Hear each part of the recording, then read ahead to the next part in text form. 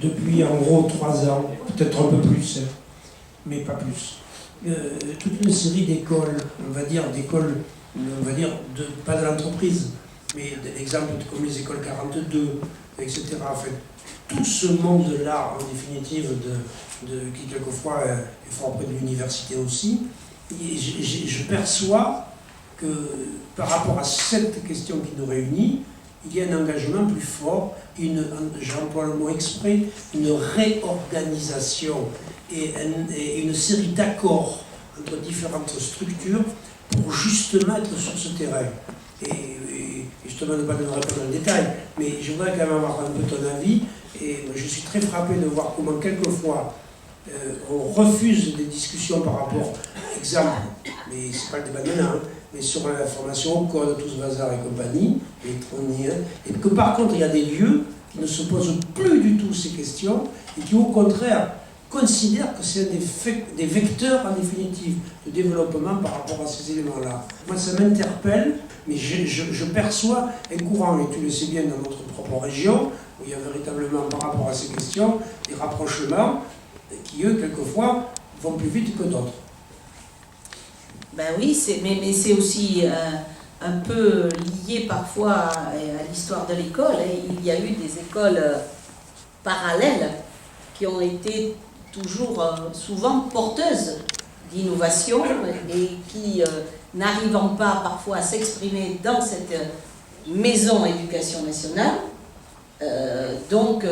ont pu se tourner vers des expériences qui étaient des expériences à côté. Et donc bien sûr que c'est parce qu'il y a des enseignants dans le système public qui ont envie d'aller très loin, qui ont envie d'innover. Mais aujourd'hui, le système... Alors, aujourd'hui, je pense que le système, au mieux, les laissera s'exprimer.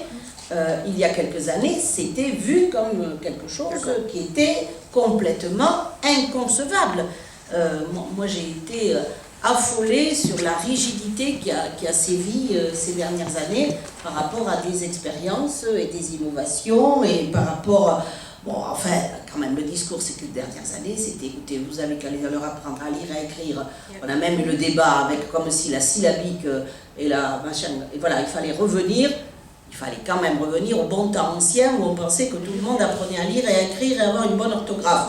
Non, il y en avait 50% qui arrivaient. Voilà. Donc maintenant, on est dans une société où on ne peut plus accepter ça.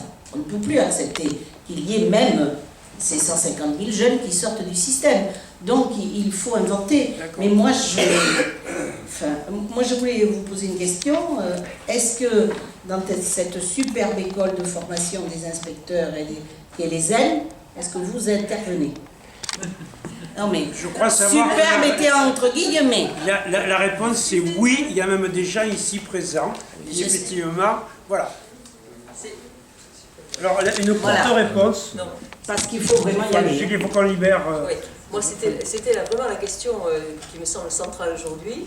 C'est-à-dire, oui, il y a des personnes qui interviennent là à l'ISEN, de nos auteurs d'ailleurs aussi. Mais que peut-on faire pour accélérer, on parle de gouvernance aujourd'hui, de modification de la gouvernance aujourd'hui, que peut-on faire pour accélérer justement ces questions-là, sachant que la gouvernance aujourd'hui, elle est totalement hiérarchique, particulièrement pour le premier degré, où on sait bien que les enseignants n'osent pas, même quelquefois on leur dit mais ne publiez pas sur votre blog, vous publiez sur l'espace de la circonscription. Il y a de très gros problèmes d'expression au niveau du premier degré, je trouve. Et donc, comment faire pour modifier cette gouvernance-là de manière à ce que les écoles soient un petit peu plus indépendantes? Parce que je suis persuadée qu'on a des enseignants mais extraordinaires, on en a ici, et il y en a partout qui n'ont qu'une envie, c'est de s'exprimer, c'est de pouvoir créer des choses. Et ça me semble fondamental. Bien, est-ce que tu as 48 secondes. Qu'est-ce qu'il faut faire? Modifier les corps intermédiaires d'inspection et qu'ils soient des accompagnateurs et des facilitateurs plutôt que des personnes qui passent leur temps à raconter la règle, la norme. Voilà, c'est ça. Alors comment on peut bousculer tout ça? Moi ça fait 2 ans que je plaide auprès du ministre en lui disant mais cette maison elle est compliquée. Et le ministre, il est parti sans avoir pu... Alors, au suivant. Oui, mais donc la conclusion, c'est au suivant. Un dernier mot pour dire comment se faire connaître, comment faire savoir, comment... Oui. Voilà. Il y a une structure qui a été recréée qui s'appelle le Conseil national supérieur de l'évaluation de l'école, qui est pilotée par une chercheuse, Nathalie Mons, qui est totalement indépendant et dans lequel je fais partie. Voilà. Et donc nous allons évaluer les pratiques et les politiques éducatives. Donc parmi les axes, je sais que le premier axe, ça va, on s'est fixé les inégalités, et je pense que parmi les axes, on pourrait se fixer le numérique. Et nous avons décidé que chaque année, au mois d'août, ça va te rappeler quelque chose, sans doute, nous ferons l'université d'été du Conseil national de l'évaluation. Voilà, c'était la dernière. Je connais un ou deux endroits où vous pourriez aller. Alors, on va commencer par Paris cette année, parce qu'on est créé depuis là. Mais on pense l'année prochaine, je plaide pour l'Aquitaine. Voilà.